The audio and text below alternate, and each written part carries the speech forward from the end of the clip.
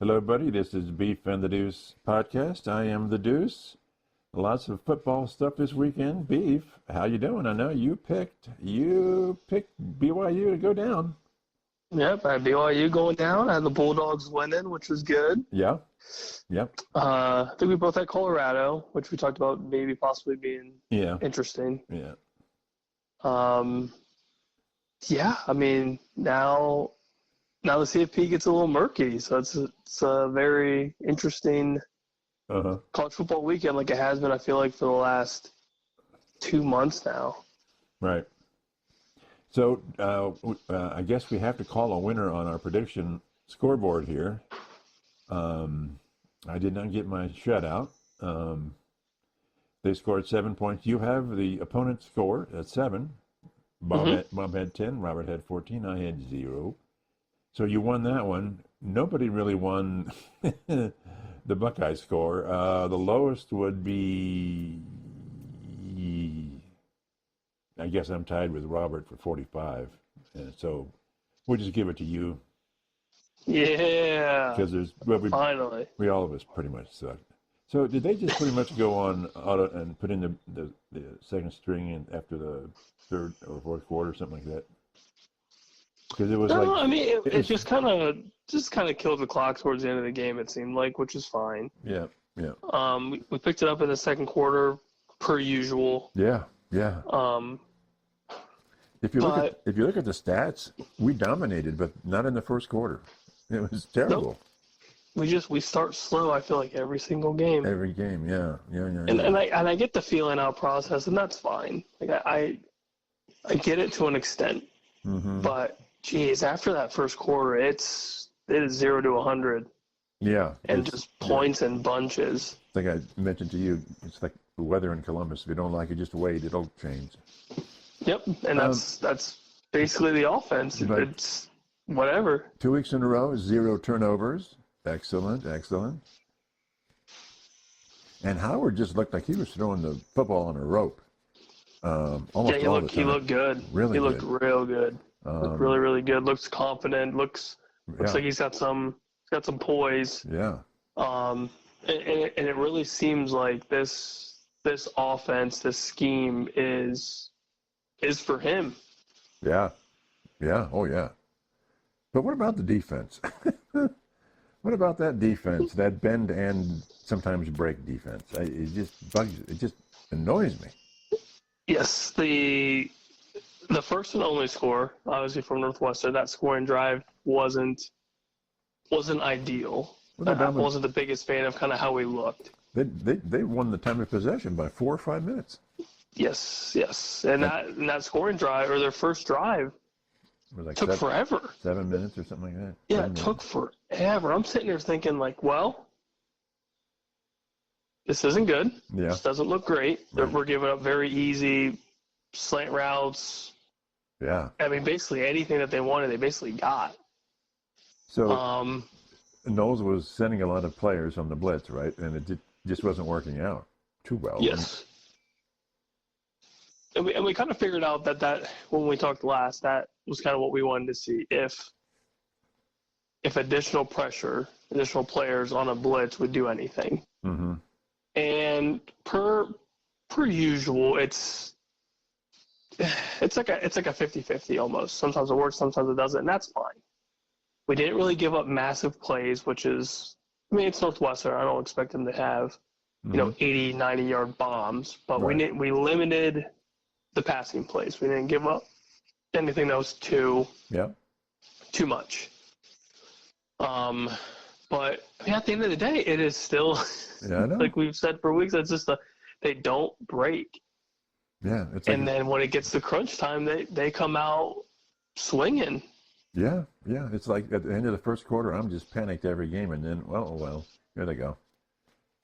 It's almost like we need to just stop worrying and then see what happens from there. Yeah, but don't worry, be happy, I guess, right? Yeah, I mean, and we had plenty of pressures.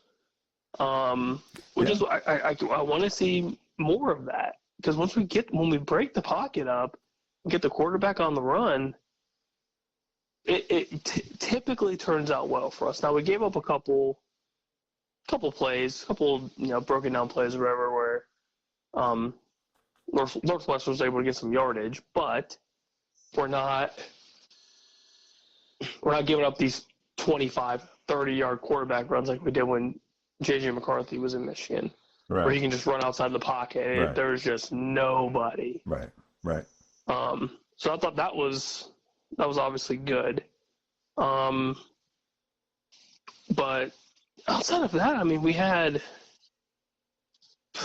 what, 3 sacks, two or 3 sacks, a bunch of hurries, bunch of pressures, which was obviously ideal. Mm-hmm. I didn't really have any real concerns with the defense for this game. I thought they played well. I thought they stood their ground and did what they were supposed to do, and our offense did exactly what we thought they were going to do. Mm-hmm. Run the football efficiently, no turnovers, no aired throws from Will Howard, and kind of saw a little bit more of the playbook. Yeah, I didn't see any of those goofy throws. They're like, what was that all about? It was basically up to the receivers to catch it or drop it. Yeah, I mean, you had hopefully Jeremiah Smith's ankle's okay, which it looked like it was after the real dirty tackle on the sideline there.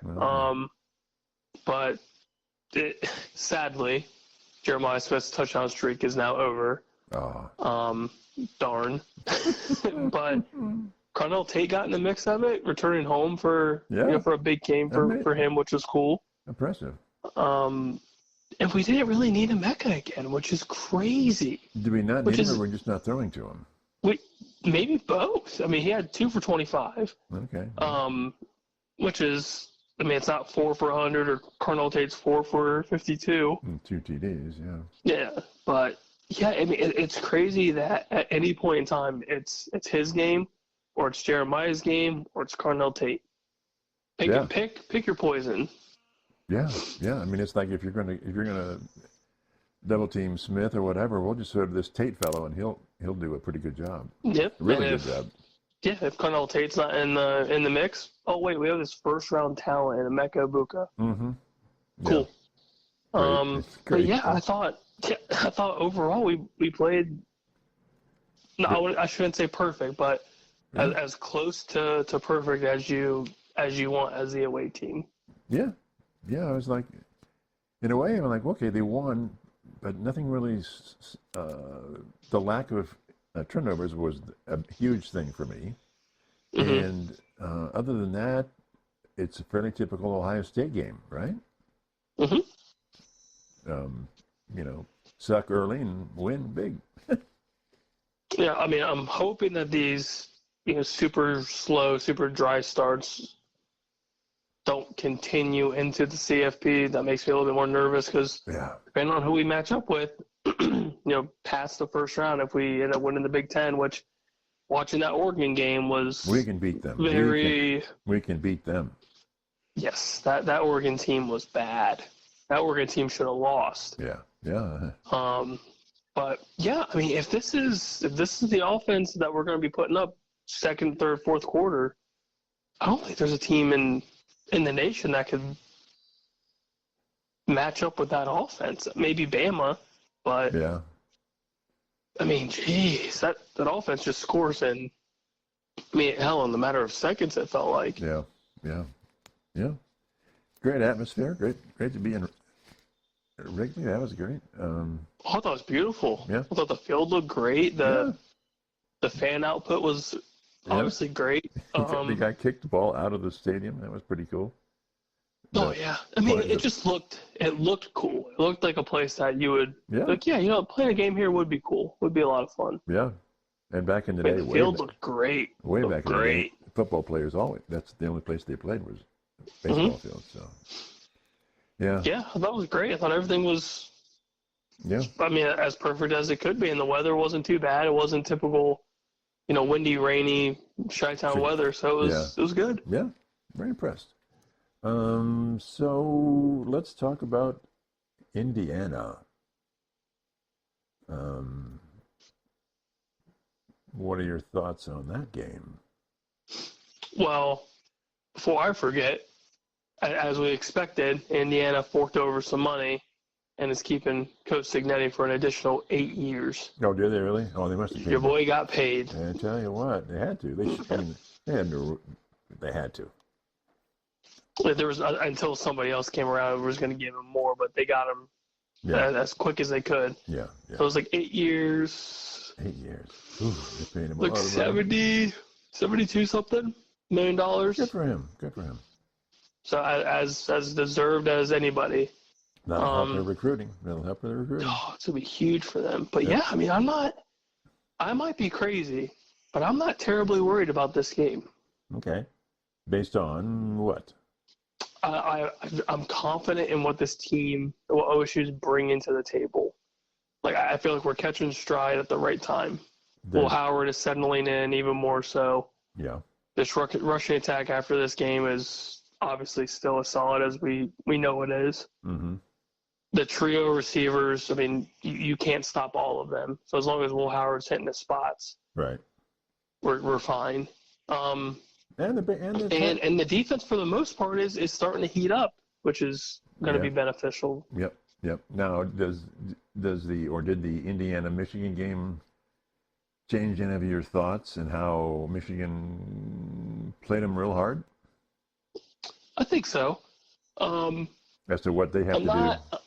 Yeah, I'm not terribly worried with like the Indiana offensive output when it comes to the legitimate teams.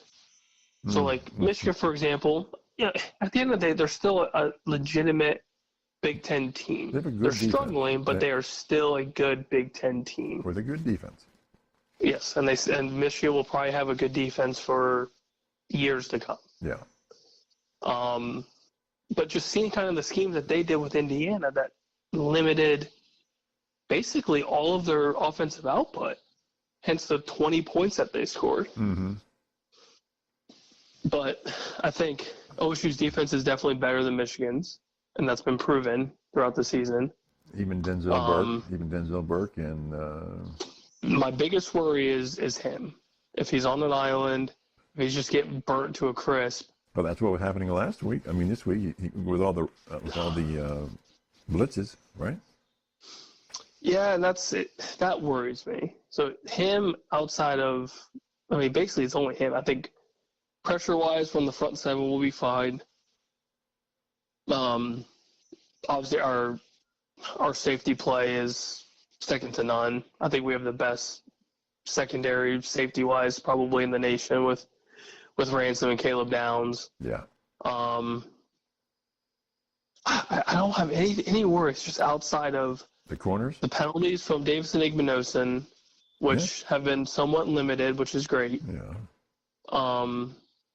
But yeah, it's Denzel Burke. Which one are we gonna get? Are we gonna get the, first round talent that we know he can be? Yeah. Or are we gonna get this just very, very mediocre corner? Yeah. And I think that's gonna be a huge tell for how that game's gonna go for Indiana's offensive output. I'm assuming they're gonna go pretty pass heavy. I would assume, yeah. And although, but outside of that, I don't really see too much worry. But early on, Northwestern's running game was gashing us big time. Yeah, and but I feel like that's also kind of the bend but don't break whole model of kind of like what the feeling out process is. Okay. It sounds like a cop out, but I feel like once Knowles kind of figures out some sort of this game plan or has some sort of inkling of like, okay, this is what they're trying to do, it seems like the adjustments just click. And then that real silver bullet-like defense comes to play. Yeah. And maybe that's just kind of how I'm seeing it. Maybe it's different for anybody else, but I kind of see that as like let's play not soft defense, but let's figure out what they're trying to do, which gaps do they try to hit, whatever. I feel like it's like a boxing match. The first couple rounds you're kind of feeling out your opponent, and then you start to get comfortable, you settle in, and if you are the better fighter, boom, there you go. The rest is history. So if I was Knowles, and thank God I'm not, I would start zone and see if you can get any pressure sort of naturally. But you got to figure they're going to pass the ball heavy. And I would rather be in a zone than man-to-man. What are your thoughts on that one? Yeah, I think initially, and if zone works, you do that most of the game, so be it. Screw it. But with the way that Indiana's offense has been all season, they're no slouch. I mean, they're a top 5 team for a reason. They're undefeated for a reason. Right. Absolutely. But yeah, I don't think I'm really worried too much. Maybe that's me. What says the Deuce? I'm probably more worried than you are, but I think at the end of the day, we'll win. But getting there just annoys me sometimes. Especially after the first quarter, I'm sure. Yeah. Because Bob was texting me. He goes, "Trust me, they're going to score a touchdown. It's going to be 7-0 Northwestern in the first quarter." And I'm like, "Get out of here." Well, guess who was right? And then it happened, and you're like, "Get out of here." Yeah. Lost my shutout, and Bob was right. Damn it. Again. Oh, boy. So anyway, it's like... But yeah, maybe I'm not giving Indiana too much credit, but even talking to some buddies and just going with my gut instinct, I don't really see this being that close to a game. I mean, the spread is 12 already. So what's the key? So they're not expecting anything close. What's the key for our defense to beat Indiana? Let's say they do a pretty good job defensively, and it's up to the defense to hold them. What's the key here? Pressure the shit out of the quarterback. I think that is probably numero uno. It's just make that entire offense, from offensive line to quarterback to running back to whoever, just feel very uncomfortable. Yeah. And I think it starts with Jack Sawyer just playing angry, JTT playing angry, yeah, Hamilton playing angry, yeah, and just establish dominance. And I think that's the number one key for any football game, really, but especially for a massive top 5 matchup that has Big Ten championship implications. Yeah. You have to play angry. You got to play mean. It sounds super, super cliche, but. So I think Indiana being in the top 5 CFP is legit, don't you? Yeah, absolutely. So that in itself should cause some worry. Oh, they're a really good team, and other people think so too. I think I'd be a little bit more nervous if it wasn't in Columbus. I think if it was in Hoosier land, I'd be a little bit more nervous. Really? But I think we just play so well at home. Yeah, well, the record shows. And that crowd's gonna be rocking. It's gonna be loud as hell. Yeah. Big noon. Mm-hmm. And we're used to these big games. I think that's another massive kind of sway into our favor is we've already played massive games. Yeah. Lost by 1 point to the number 1 ranked team in the nation. Mm-hmm. We blew the doors off of Penn State, even though the score doesn't show it. Right. We've had 2 of those massive games, and Indiana really hasn't had a big marquee game yet. Right. So that's going to be massive. This is a game of his career. This is their season. I mean, yes, this makes or breaks. No. More than likely the Big Ten championship game for them. Even if they lose, and let's hope they do, it's a great season for Indiana, no doubt about it. Right? I mean, and I think they still squeak into the CFP somehow. Yeah, I mean they'll have 1 loss. It's phenomenal for that program. Phenomenal. He deserves every. We had them scooping up, at the bottom of the Big Ten. Yes, and intelligent as we are. Yes, but nobody we screwed that up. Absolutely nobody had Indiana anywhere close to the top 3 of the Big Ten. Let alone midway through the top 10. We did a top 4. How many weeks in? And no, not Indiana. We had USC in there. Hell, we were talking about Nebraska at one point, possibly being sneaky. Just go ahead and rub it in. Just saying that we had them somewhere in the top 6, and yeah, we blew the brakes off that pick. Yeah, yeah. Okay. So I still don't think, I don't know. I was watching yesterday some commentators, and his name is Booger McFarlane. Yep, old bugs. Talking about the CFP, and one of the commentators asked him about Penn State. Does Penn State deserve to be where they are? And he agrees with me. No, they don't. He said they do. This is what they've done for the last 10 years. They haven't beat anybody big.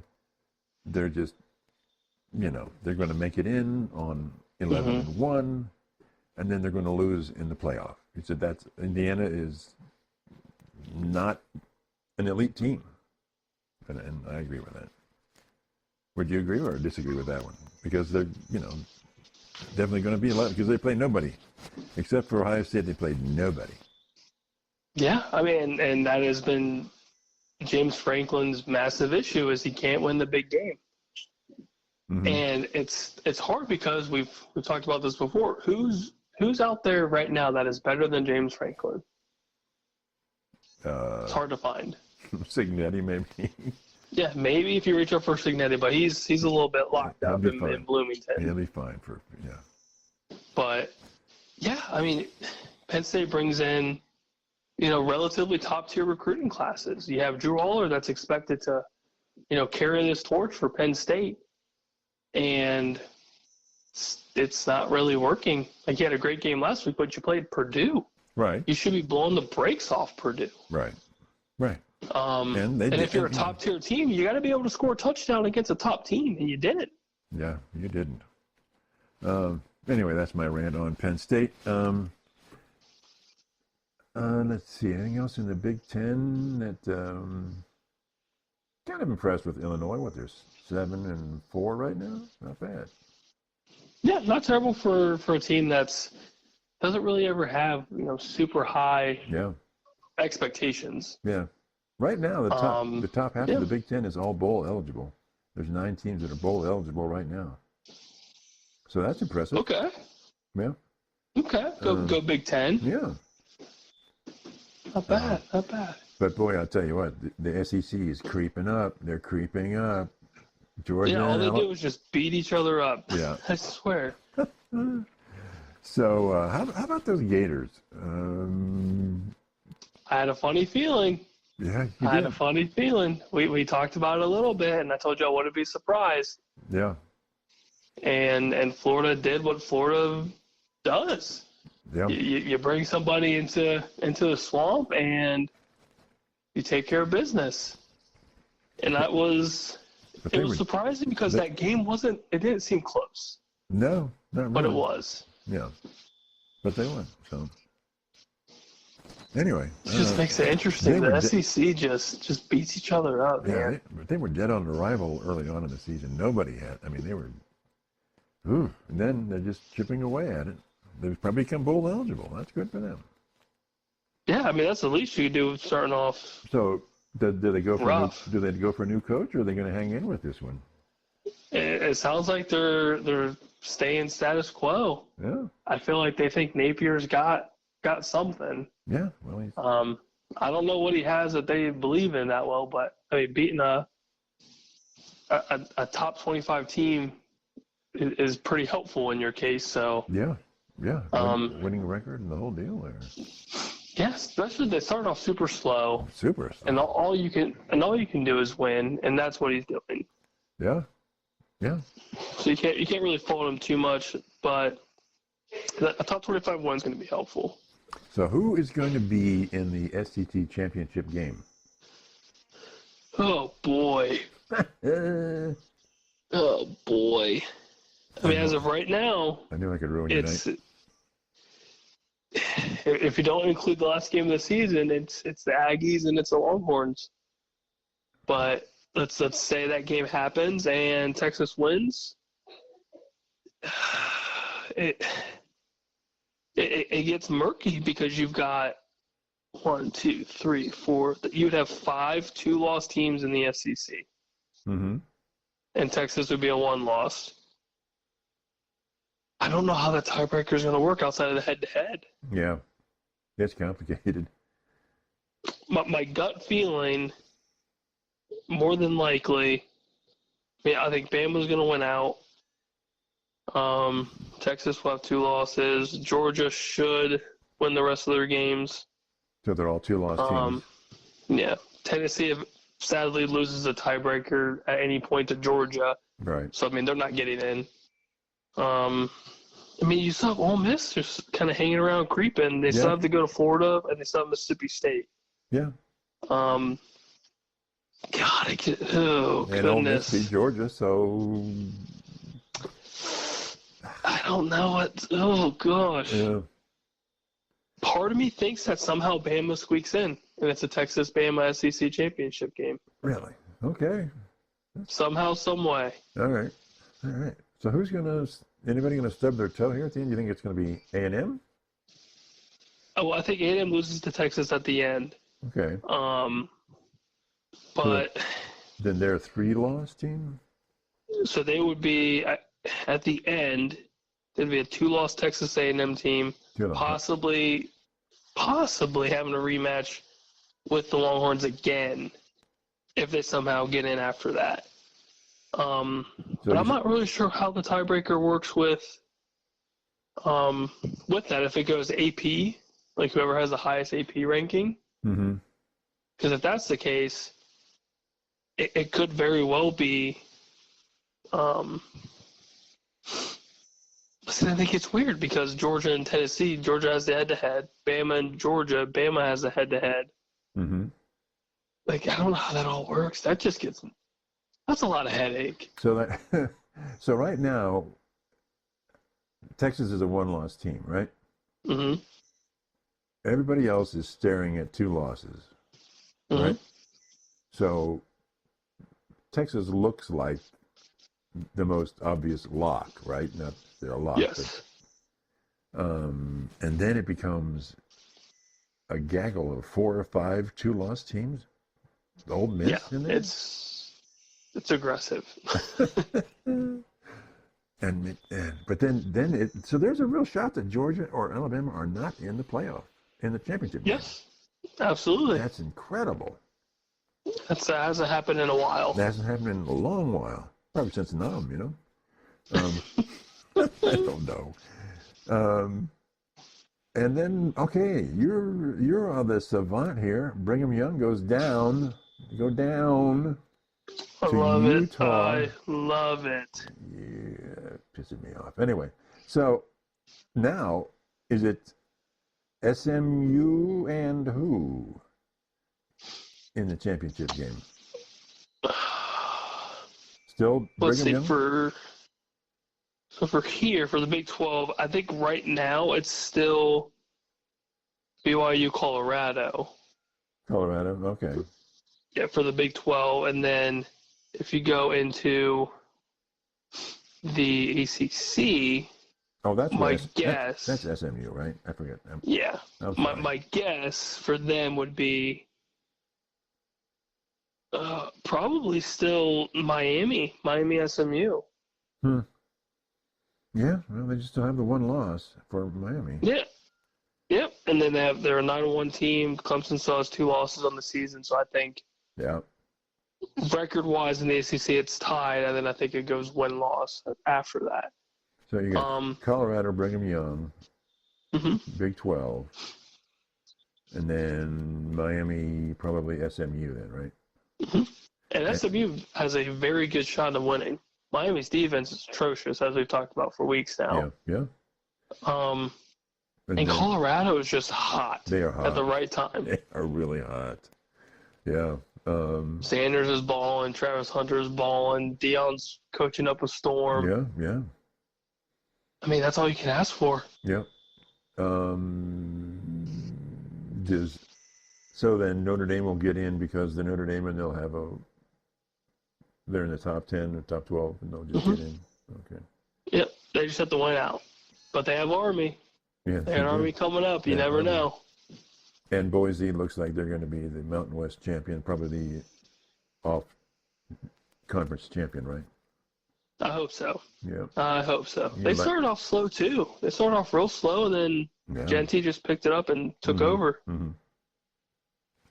Anything else for the college game here? It's fascinating. Oregon. It's really Oregon. What the hell happened with Oregon? We can beat them. We can really beat them. Well, they have a lot of their injuries right now. They've got some of their best players are, aside from the quarterback, I think the best receivers down and the best defenders down. So they've got a bye this week, and hopefully that'll, for them, help that. I don't know, but yeah, they're beatable, man. They're beatable. Well, we know that from the Ohio State game. Yeah, I mean the offense was just very sloppy, very slow. The defense was struggling a little bit. Yeah, and you're like, who are they playing? Oh, Wisconsin. And Wisconsin had it. They had a chance. Give credit to Wisconsin. Give credit to Pickleball. Yeah, I mean, it was as close as you can get, but they just kind of blew it in the fourth. Yeah. They kind of get their offense going in the fourth quarter and got nervous. Yep. They probably said, wait a minute, who are we playing here? Oh, yeah, not them. So anyway, anything else in the college game? No, just another crazy weekend. Yeah. I was really hoping Oregon went down. I love to see a little bit of chaos in the Big Ten. So okay, I was thinking about that. We're going. Okay, I want Oregon to win because it keeps Buckeyes number. If Oregon loses, what happens to Ohio State? Do they automatically jump to number one? I think they'd have a better case to go number one at that point. See, I'd rather have Oregon just stay number one, undefeated, and that just keeps Ohio State number two, and I'm happy with that right now. Yeah, I mean, at the end of the day, nothing truly matters until you win your championship game. Yeah. Okay. Yeah, that's fine. That's fair. I just love chaos. You do. It'd be great for Fickle. That'd be the biggest win in his career almost. It'd be great for him. And he can still get bowl eligible. He has one more game left to win. Yep. He's won one more. Yep. All right. Speaking of chaos, pro football. And we won't talk about the Browns because there's nothing to talk about. It was, oh gosh, you had it close. You kept it close, and then the fourth quarter happened. The fourth quarter happened, right? Yeah. You guys let Taysom Hill just absolutely destroy your entire defense. Thank you very much. I don't understand. I don't understand anything about the Browns. I just don't get it. 75-yard touchdown run at the end of the game just to say, give you a little kiss on the lips, and then just walk away with this victory. Mm. Yeah. Anyway, moving on. But hey, Jameis looked good. Yeah. Jameis looked good. Jerry Jeudy looked good. 10 points. How can you say he looked good if they only scored 10 points? I mean, he threw for 395 and 2 scores. That's the most passing yards you've seen since your Joe Flacco days. Well, what was the final score? I thought they scored 10 points. Did they score 14? 35-14. Oh, 14. Okay, my bad. Okay, that's still under 20. You can't win both. You guys ran it going into the fourth quarter, and then all hell broke loose. Yeah. Because of your defense. Get me out of here. Yeah. Beam me up, Sky. Hey, look what I have to deal with. You think you've got problems? Yeah. I've got problems. I've got big problems. Well, you've got the Eagles are turning it up right now. Yeah, Eagles are just getting too hot, too quick. We still have the Commanders. Yeah. Thankfully, the Giants suck, so we're not, all that bad. But Saquon just bought and owned and sold the Commanders on Thursday. I mean, he was just like... It was, that was bad. Eesh. And I love it. For my fantasy squad, I love it. Yeah. I love it all. Mm-hmm. But... Yeah, did we talk about the Steelers Ravens? Yeah, the game of the week. Let's do that. Sure. Talk to me about it. Steelers couldn't score a touchdown, and they still won the game. How? Just how?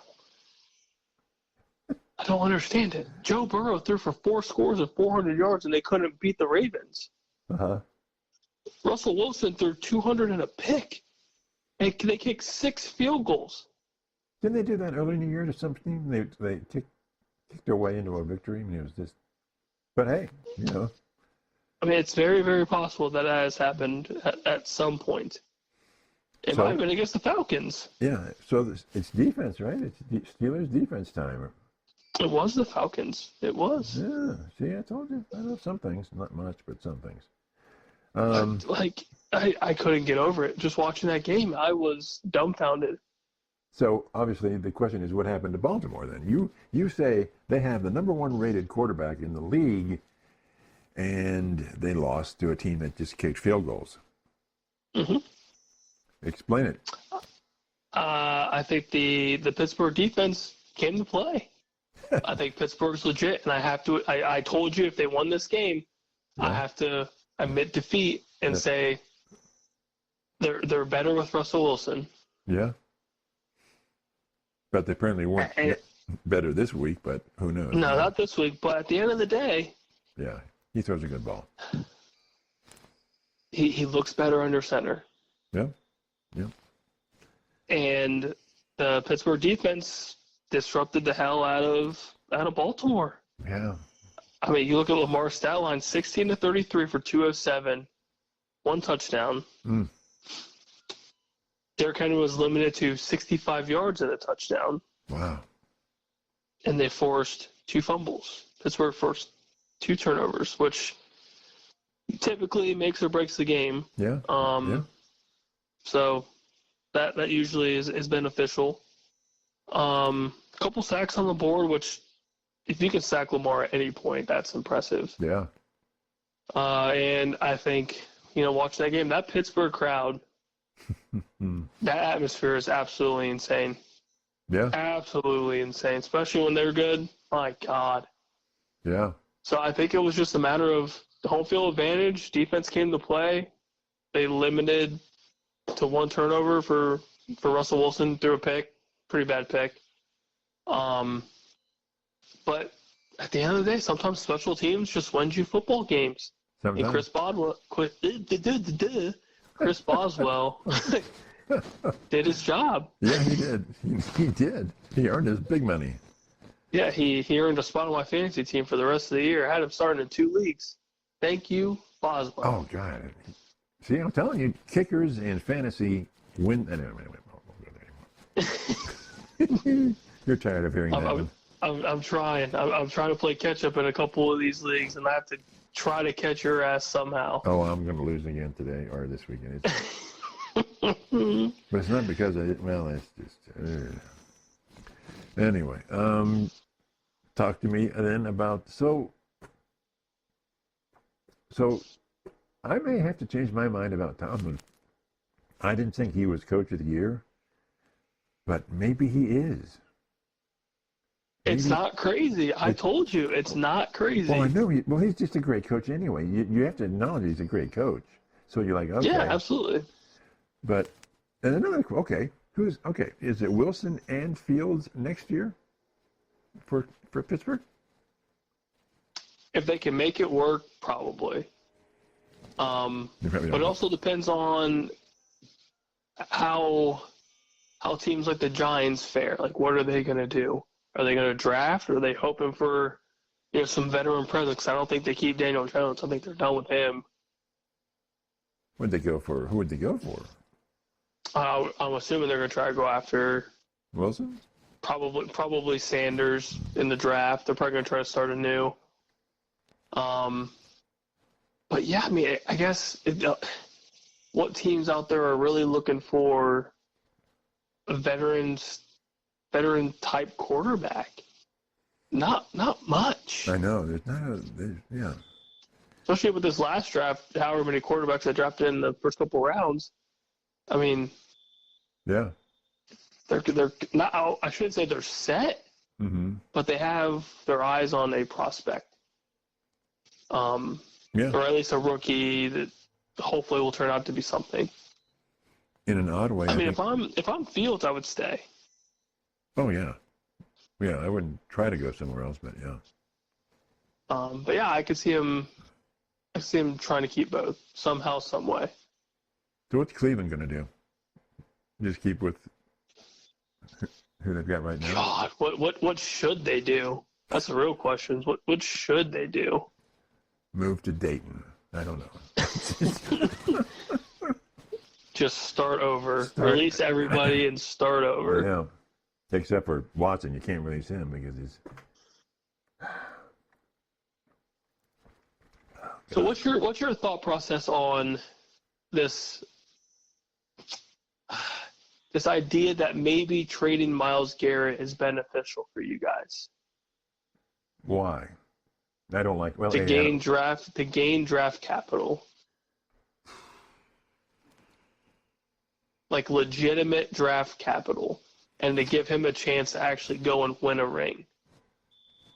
Like if he requests a trade out of Cleveland, do you honor it and hope for if he wants massive draft capital? If he wants out, then I would do my best to honor that and facilitate that.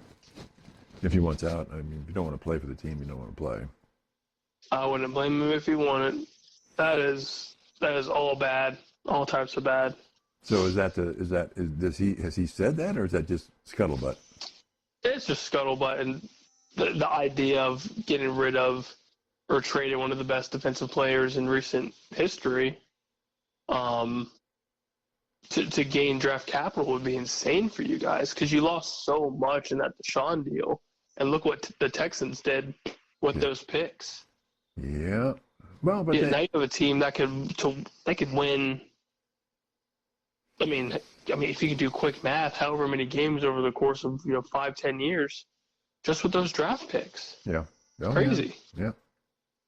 But it seems like Cleveland then is giving away everything this year. At this rate, you might as well. But you're okay. But you're getting rid of a known quantity for something you don't know about.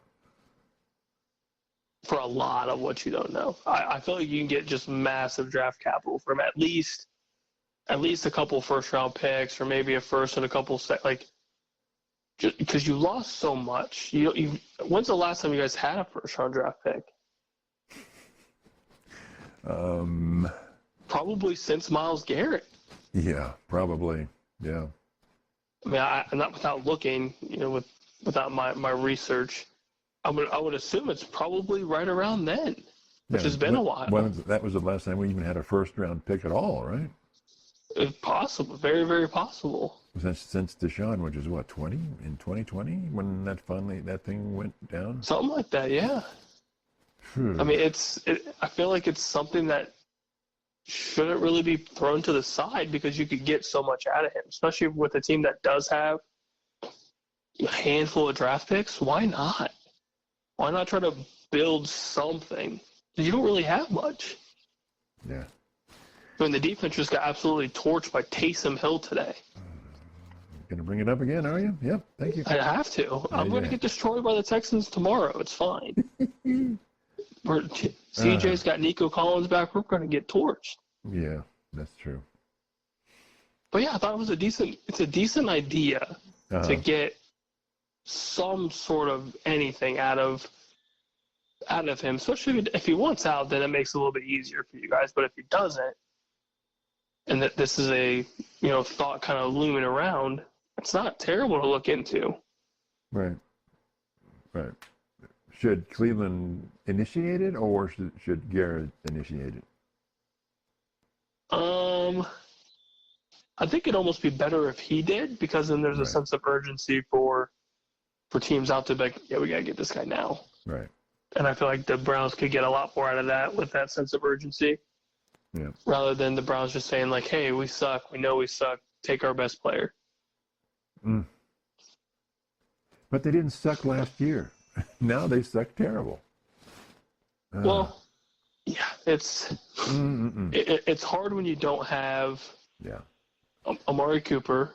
Yeah, gave him away. It sucks when you have a very inconsistent Jameis Winston. Yeah, and your offensive line absolutely, totally sucks. Yeah, and now your line is continuing to just plummet. Now DeJuan Jones is out for ankle surgery. God. So that sucks. When it rains, it pours, doesn't it? Yes.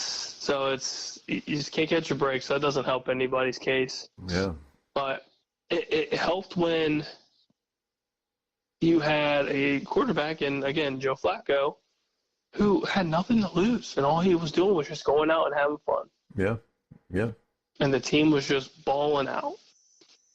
Mm-hmm. And we gave him away too, basically. Oh yeah, they didn't even offer him anything. They said, "No, we're good, man. Thanks." Yeah. Which is still insane to me, just absolutely insane. Yeah. Anyway. So how about But that? yeah, I mean, it just seemed like the offense was better. It's weird. It's very, very weird. Well, the Chubb. I mean, obviously, that's a big deal. Yeah, Chubb, and then he goes down with the horrific injury, and and now he doesn't have an offensive line to help him out much. So yeah, God, he can barely move around and get 50 yards today. Yeah. It's sad. I mean, he might be looking at his last year or two. Who knows? Yeah. So yeah, I feel like draft picks are going to be very, very important for you guys in the next coming years. Not free agency, you don't think? Free agency always helps too, but I think young talent, hopefully promising talent, if you guys don't screw up the draft, is big. I mean, the next couple of years, you've got some major talents coming out of college football. Yeah. So if you guys suck again next year, you get a top 5 pick. Jeremiah Smith's just looming and waiting. Yeah. So I talked to you earlier about talking about the salary cap and the quarterbacks and how they're. I think their high salaries are forcing down other salaries. And my idea was separate the quarterbacks into a different salary cap, and then separate them out, and then the other players can get more money because there's more money available then to them. I think, is that a bad idea, or because somebody, they're not getting much money. Let's try to think of how it would work. Well, you would just have to. You would say, okay, you can pay your quarterback. You would have a salary cap for quarterbacks. It's X amount of money, and then you'd have for the rest.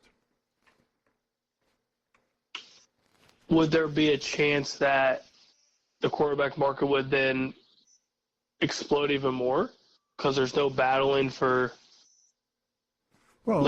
additional roster spots? I guess they could just ask for this lump sum of money and you match it or you don't. Well, you've got a salary cap for the quarterbacks. Okay. So all your quarterbacks are your 2 or 3 quarterbacks are in a $100 million salary cap or whatever it is. Okay. So that's aside from, and then everything like the traditional salary cap is everybody else. So it just means that the teams can spend more money, and they're saying you can spend more money. Okay. But running backs are getting comparatively diddly squat, and other players as well. It's just such a gap of, like I was saying, Deshaun. Everybody freaked out for Deshaun's contract 3 years ago, and now he's out, now he's not even in the top 10 of highest paid quarterbacks. So it's insane. And I'm not saying they're not worth it, but it's just a way to free up more cash, which I'm assuming they have, to pay the other people a higher amount. And they can wheel and deal more with running backs. And what's the highest paid receiver now? They're not even making 20, right? Or close to 20? Justin Jefferson's contract, it's all about the guaranteed money. So CeeDee Lamb got his guaranteed money, and it's if I'm spitballing, I want to say he got 25-30 million. Justin Jefferson got somewhere around that amount and just a ton of guaranteed. A.J. Brown, Devontae Smith got their extensions. So, I mean, they're getting paid. Well, they're making good money. Pretty handsomely, yeah. But it's definitely not quarterback money. And I think it's just a day and age of how this NFL has kind of been trending towards is because at one point it was running backs. It was the Todd Gurley's, the Zeke Elliott's. They were just getting paid. Right. 80, 90, close to $100 million. Right. And then they realized, oh, wait a second. This position's brutal, and these guys are just getting wrecked every single play. Right. So your investment on that is very short-lived. Right. And quarterbacks, for the most part, unless you're Tua, that is just leaning headfirst into dives or tackles like an idiot, your longevity is it's pretty long. Look at Tom Brady. Look at Aaron Rodgers, Matt Stafford. Look at Joe Flacco. Flacco's been around for 35 years. 35 years. That's right. I mean, he's been there for a long time. Oh, yeah. But I think it's just the nature of the position. You don't get hit every single play, and if you do, your team's just obviously really bad. But but when you get hit, you can really you're just vulnerable. You're just not. Oh yeah. Okay, so you're not crazy about the idea that I have here. I think it's fine. I'm trying to figure out how. I mean, obviously the teams have money. They've got the money to do it for. Right. And it honestly doesn't sound terribly confusing to do. No, it's just this pile of money goes to these guys and the rest goes to the other guys. It's just...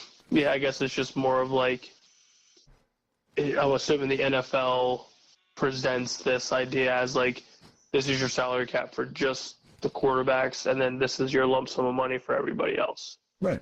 Here's your cap for. Okay. Yeah. It's just a way for everybody else to make some more money. And basically everybody, I would think the Players Association would love it, but I don't know. I think the only issue I could see is the other lump sum of money for all the additional players, like how big that number is going to be. Because you obviously have a massive number for the quarterbacks. Is that number similar to this other player pool's money? Well, it's all negotiable, and they can set it. I mean, so that's up. That's a detail. Mm-hmm. But yeah, I'm just trying to get these other players some more money. I'm sure they all appreciate you too. That's what I'm here for. I'm sure they would really love you. It's because I care. Yeah, I got nothing else to care for, so I got to at least care about the other players. That's right. Their pockets. Those long snappers. But Dallas, they love long snappers. They need them. They need the 2-year extensions, man. I'm telling you, it's exactly what we needed. We didn't need Jonathan Brooks. We need that damn long snapper. A long snapper. It's key. So unbelievable. It's unbelievable. Kansas City. I told you. You did. You're hot this weekend. I told you. It's hard to go into Buffalo to win a football game. Yeah. It is extremely hard. But Josh Allen played his ass off. Yep. That last score to help win the game, if that's not Josh Allen-esque, I don't know what is. So do you change your mind and say Josh Allen is now the best quarterback in the NFL instead of Lamar? I think he played better today. Okay. That's a cop-out. I still think the best quarterback right now is Lamar, but I think the margin is a little bit smaller. Okay. But I think Josh Allen is rapidly approaching. I wish, if you're going off just quarterback play, I wish you could just throw Joe Burrow in because he is well deserved. Mm-hmm. But the team, for some freaking reason, just can't play football to save their lives. Mm-hmm. But yeah, I mean, it's hard to not say Patrick Mahomes is somewhere in that conversation. But outside of today's game against Pittsburgh, I mean, Lamar still dominates. Okay. Josh Allen is still dominating these games, so I think it's very close between them two. All right. Speaking of dominant teams, when you look at the NFC West, you don't see a lot of that. Who do you think is going to win the NFC West division? The conversation would have been a little bit different from Thursday to today. Yeah. Seeing the Seattle game, having them upset the Niners. Yeah. So, gosh, man, it's crazy. It's nuts. It's so close. I mean, the Rams won today. Yeah. The Niners lost. Obviously, Seattle won that game. Yeah. Arizona's on a bye. Yeah. What the hell is happening? I'm asking you, man. Yeah, that's why you get paid the big bucks. I wish. Talk to me about that. I don't know. It's like, who's gonna? I still think San Fran's got the better overall team. That doesn't mean they're going to win the division. But Seattle just, when they get hot, they get hot. Like, Geno didn't play the greatest game today, but he did what he had to do to win the game. Yeah. Absolutely. But gosh, man, it is very, very, very interesting. I might have to go Seattle. It looks like them, doesn't it? I mean, they're getting our boy JSN involved more. yeah, He goes for another 10 plus catches and 100 yards, which is typical. yeah. DK Metcalf's being DK Metcalf. Defense is playing relatively well. I mean, it's starting to look like maybe they're approaching what Seattle used to be. Not nearly as good, but maybe that Seattle kind of style of football is coming back. That's been a long time ago. It feels like it's been forever. So as that who knows? As that happens, the NFC North just continues to kick ass. Mm-hmm. I mean, Detroit what was the score? They destroyed them. They dropped a 50 burger on good old Rob's Jags. Oh, Rob's Jags. Yeah. I'm sure he's hurting right now. Oh, I bet he is. Yeah, that's too bad. That's because I care. They just put up points in bunches, and that's like college. See that Detroit team, and it's that you could argue that might be the best team in football. When they play like that, that's the best team in football for sure. Well, when they play their best, they probably are. But I mean, God, I mean, then who's the next? Who's the next? Who's the number 2? In the North? Anywhere. You say in football. Oh gosh, so is it in the North? No, I would say it's probably Buffalo. I would say Buffalo's 2. Okay. If God, that's so tough because there are some damn good teams. Because Pittsburgh, you can't not throw them in there now. That's wild. That's wild to have them in there. But you're right. So you still can't not throw Kansas City. So where do my Philly's 8-2? Where do my Vikings sit? And Green Bay. They're just. Yeah, I mean, look at the North is 9-1, 8-2, 7-3. Yeah. Yeah. That's nuts. Yeah, it is nuts. Yeah, I mean, when Philly's on point and Saquads is just running you can't say that they're not one of the top teams. Yeah. Kansas City has 1 loss. Yeah. Well, Kansas City's and arguably always one of the best quarterbacks to play football. Yeah, but Kansas City's like always sort of there. But see, it's hard. Sometimes you don't think about Philly right now because early on and after last year they were like, "Ooh," but they're coming on strong right now. Right now. Ooh. And nobody else in that division. Yeah. So you're saying, okay, so you're saying Detroit, Buffalo. Give me the top 3 then. Who's the third? I would say Kansas City's 3, Pittsburgh's a close 4. Really? Behind Kansas City? Oh, my God. Okay. All right. You heard it here first, folks. I mean, when you beat Baltimore, yeah, that says something to me. Yeah. But then again, I mean, you could argue Philly could be 4. They could be. You could argue Minnesota could be somewhere around there. The top is getting real heavy, and then it just kind of dies off. So aside from Kansas City, is there anybody in the AFC or NFC West that's even? There's nobody, right, other than Kansas City, right? That would be even in the top 10 consideration. I mean, the Chargers. If you're going top 10, Chargers maybe. Yeah, I was thinking Chargers. Well, Chargers maybe. You like your Harbaugh, yeah? Yeah, I mean, if you want to get real weird with it, Rams, Seattle. I mean, they're 500, but it's not the like looking at the numbers and then you watch how they play. It's like, well, they're a lot better than 500. And the Rams have been banged the hell up most of the season, and now they've got a fully healthy team and they're winning. Yeah. Yeah. But yeah, then like you said, you go back to the NFC North. Minnesota's a 2-loss team. Yeah.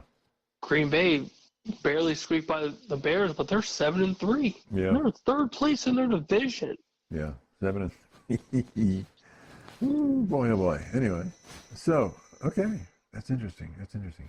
What else interests you in the professional football realm here this weekend? I need to figure out who the Bengals are. I truly need to figure this out. Okay. And I've been saying this for, I think, a couple weeks now. I don't understand. Yeah, well, join the club. I don't understand them. I don't understand why the Jets are so freaking bad. Rodgers. I mean, Rodgers. it's something's up there. Denver, your boy Bo Nix, just out here slinging 4 touchdowns, 300 yards. Yeah, my guy. Oh, my guy. Yeah, Denver's making a lot of noise. Mm-hmm. Gosh, I mean, who's Atlanta? Nobody really knows about Atlanta anymore. They started off good, and now it's not so good. Yeah. So who's going to win that division? Oh, jeez. Too many questions. I mean, by default, you'd have to say Atlanta because you don't know what Big Big can do without his receivers. Yeah. That's. New Orleans isn't giving up, so you haven't. I mean, who knows with them? Well, this is only their 4th win or something, right? They did beat your boys. They're hot. Oh, yeah, they're smoking now. Look out. When you beat a high school team, be very proud. Absolutely, you have to be. Yeah. Anyway, so is that it for this week, for this podcast? I think so. Yeah, a lot of good stuff coming up, and obviously we'll have our score predictions for Thursday, and get a little bit more insight on the game of the week. Yeah. Okay, everybody, check us out on X, Beef and the Deuce Podcast. Like this video and please subscribe. Talk to everybody later. Bye.